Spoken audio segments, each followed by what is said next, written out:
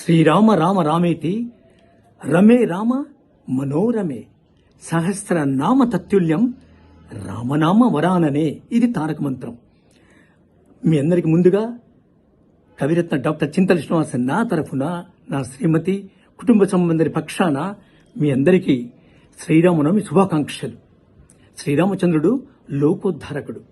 తన తల్లి కౌసల్య గర్భంలో తను అవతరించడానికి ముందున్న ఈ 9 రాత్రులే శ్రీరామ నవరాత్రులు, దేవి నవరాత్రుల్లాగా.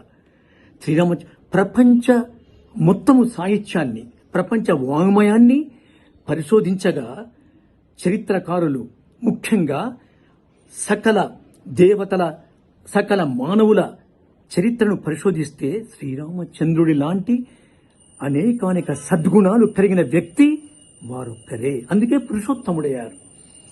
ఈ మన శ్రీరామనవమి నాడు సీతారాముల కళ్యాణాన్ని వీక్షించిన, సీతారాముల కళ్యాణాన్ని చేసిన వారికి సకల శుభాలు కలుగుతాయి అని మనకు అత్యద్భుతంగా శ్రీ వాల్మీకి మహర్షి వారే విరచించారు.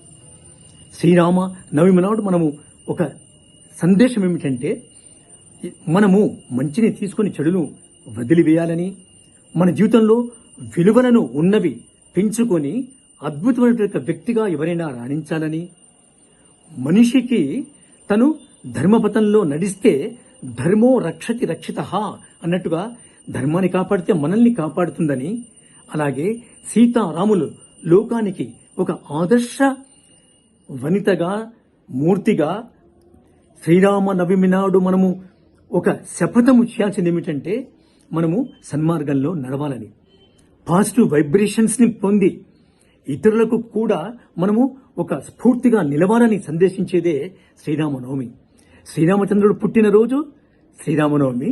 శ్రీరామచంద్రుడి కళ్యాణం నేడు అనుకుంటే పాడ్యమి నాడు నుండి అభిజిత్ లగ్నంలో శ్రీరామచంద్ర వారి కళ్యాణం అవుతున్నటువంటి శుభవేళ. మీ అందరికీ మా తరఫున